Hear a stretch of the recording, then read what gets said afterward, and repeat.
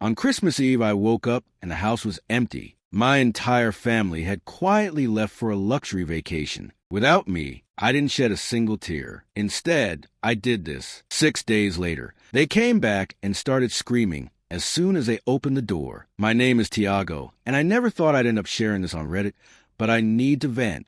It all started on Christmas Eve. I'd fallen asleep on the sofa, exhausted from working overtime. I live with my parents, my older brother Tyler, my older sister Lauren, and my little sister Mia, a sweet little girl. I've always been the one keeping the household afloat. I pay almost all the rent, food, electricity, internet, and even help fund a luxury vacation they've been planning for a while. I thought we were a team, but I was wrong. I woke up suddenly in the middle of the night. The sofa was cold and the house was silent. No clatter of dishes in the kitchen, no voices, no footsteps. Confused, I got up and walked to the living room. The Christmas tree was lit, but there were no gifts underneath. I went upstairs to the bedrooms. Empty. My parents' room, nothing. Tyler's, deserted. Lauren's, the same. Mia's room had only her unmade bed. My heart started racing. I called my mom from my phone, voicemail.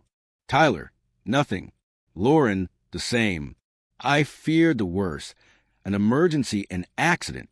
I went down to the kitchen looking for clues and saw a note on the table. Tiago, we're off to paradise. See you in a week. LOL. Enjoy the silence. I froze. They'd gone on a luxury vacation without me. The trip I helped pay for, with an expensive hotel and beach. They left me behind on Christmas Eve like it was a joke. Rage surged in my chest. I'd always been the target of their pranks. Tyler hiding my keys, Lauren laughing at me. But this was cruel. I didn't cry. I sat on the sofa, I bought and thought. I'd been carrying this family for years, working long shifts, paying rent, utilities, everything. They called me the bank and laughed. I accepted it, thinking that's what family was. But this wasn't fair. I looked around. The TV was mine, the fridge, the table, the chairs, the washer, everything I paid for, and never a thank you.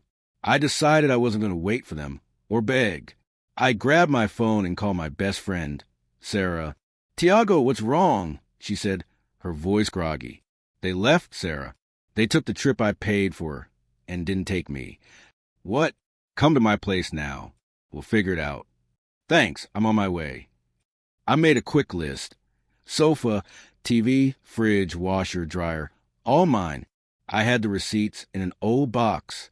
I took photos of each one, just in case. I found a moving company. Can you come today? I need to move stuff.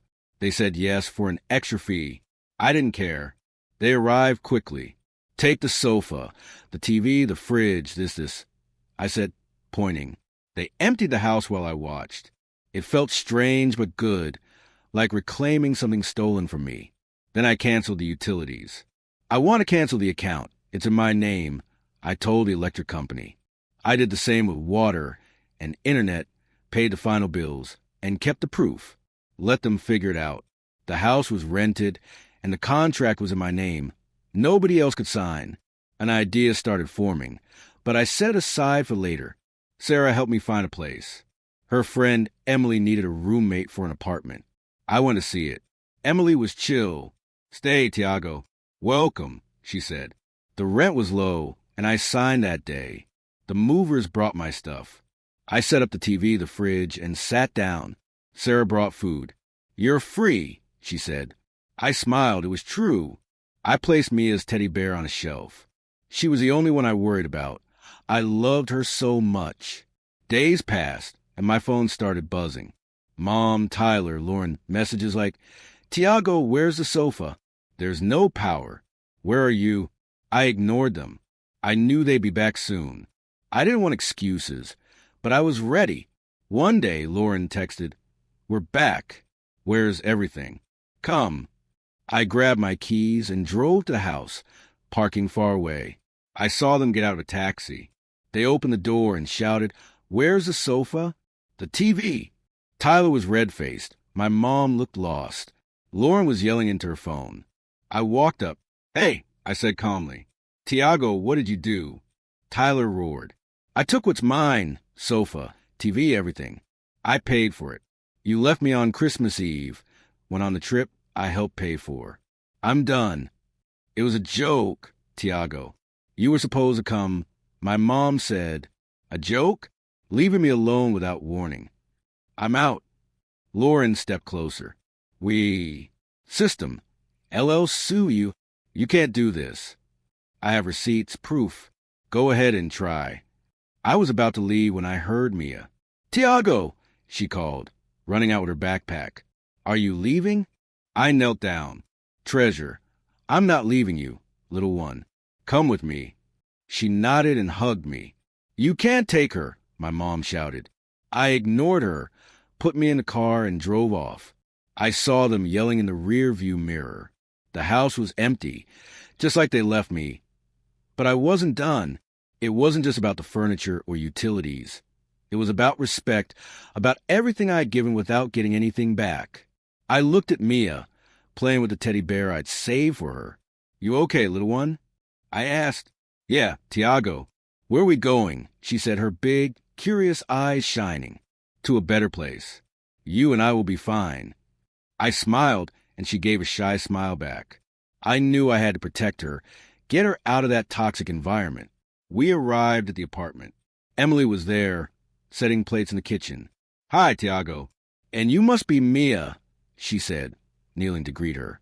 Mia behind me, but peeked out and whispered a soft hi. You guys can stay as long as you need, Emily said. There's an extra room for Mia if she needs it. I thanked her and helped Mia settle in, placing her teddy bear on the bed. She sat there, looking around in awe. I like it here, she murmured. That gave me peace. But my mind was already on the next step. My phone kept buzzing. Messages, calls from my mom, Tyler, Lauren. Tiago, bring the stuff back. We can't live like this. You're selfish. Selfish? After everything I'd paid for? I saved screenshots of receipts and bank statements. If they want to fight, I was ready. Then I thought about the house. The lease was in my name. I signed it because no one else could. If they wanted to play dirty, I could play smarter. I called my friend Daniel, who knew about legal stuff. Tiago, what's up? He answered. I told him everything. The Christmas Eve joke, how they left me, how I took my stuff, canceled utilities, and that the house was in my name. What can I do? I asked, if the contract's yours, you've got the power. You can talk to the landlord, end the lease if you want. But make sure you have everything covered, especially with Mia. Be careful. They might accuse you of something. Talk to a family lawyer soon. Thanks, Daniel. I will. I hung up and called the landlord, Greg, a serious but fair guy I'd met when signing the lease. Hi, Greg. It's Tiago, the tenant on Maple Street. Hey, Tiago. What's up? I want to terminate the lease. I'm not living there anymore, and I don't want to keep paying. Got it. You're in the first year, so there's a penalty, but I can cancel it. Come sign some papers. When can you make it? Tomorrow. Perfect. See you at 10. I hung up, feeling relief and adrenaline. If the lease was canceled, they'd have to find a new place. And with their history, good luck. It was harsh, I know, but after what they did, they deserved it. Mia looked at me from the sofa. Tiago, they're gonna be mad, right? Yeah, little one, but don't worry. We're good here. I ruffled her hair, and she giggled. That laugh gave me strength. The next day, I left Mia with Emily, who offered to watch her. We're gonna paint, right, Mia? Emily said, pulling out crayons. Mia clapped excitedly. I drove to Greg's office, signed the papers, paid a small penalty, and the lease was canceled. They have 30 days to vacate, Greg said. I'll send the notice today. I nodded, thanked him, and left. In the car, I thought about it. 30 days. My family would lose it when they got that letter. When I got back, Emily and Mia were laughing, surrounded by drawings of flowers and stars. Look, Tiago, Mia said, showing me a picture of us with her teddy bear. It's awesome, little one. I said, sticking on my fridge in my new home. But the calm didn't last. My phone rang. Tyler. Tiago, what the hell? The landlord says we have to leave in 30 days. This is your fault. I took what's mine. I canceled what's mine. The lease was mine. Figured out. I hung up. The messages kept coming. Mom, Tiago, how could you do this to us? We're your family. Lauren, you're a disaster. We'll sue you for everything. I didn't respond. I called a family lawyer Daniel recommended. Hi, I'm Tiago. My family's complicated, and I want to protect my little sister, Mia. I took her with me. Got it, said the lawyer, Lisa. We need to prove it's not safe for her to go back. Document everything, messages, what you paid for, how they treated you. We can request temporary custody. Come to my office tomorrow. I agreed, relieved. Mia was my priority. That night, we ordered pizza and played with Mia. Emily joined us, and we laughed as Mia told wild stories about her teddy bear saving the world. But my mind wouldn't rest. I knew my family wouldn't stay quiet, and I was right. The next day, I went to Lisa's office and showed her everything.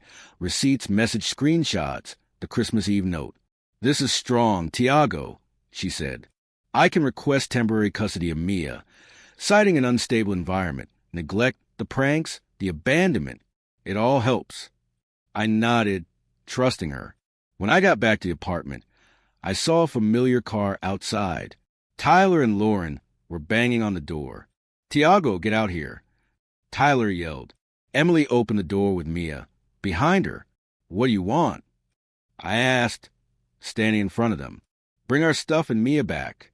This is kidnapping. Lauren shouted. It's not kidnapping. She's with me because you don't take care of her. And the stuff is mine. I have proof. Leave. We're going to the police. Tyler yelled, red-faced.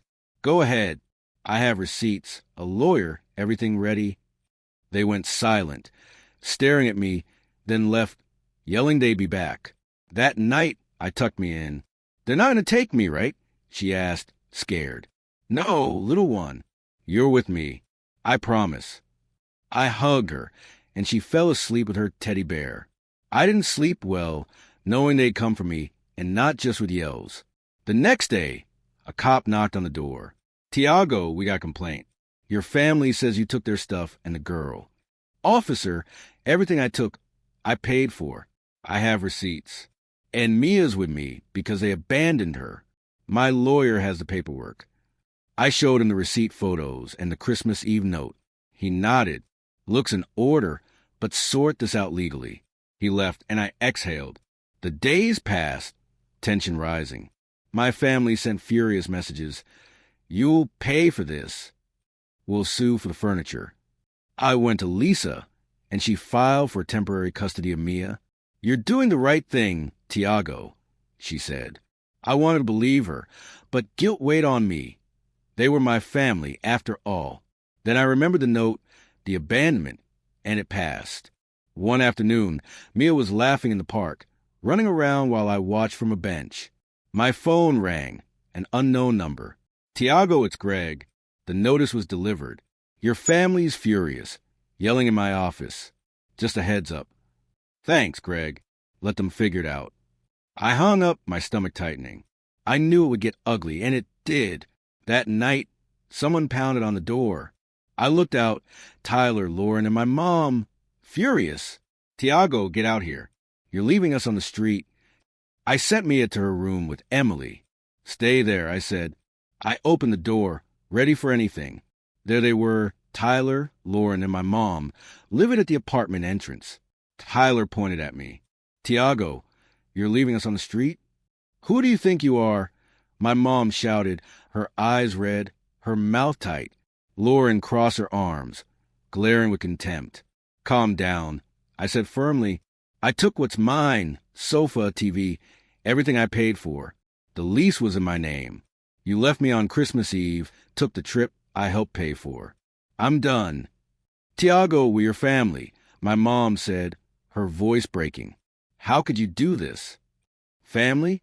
Leaving me alone on Christmas without warning? Using me as your bank?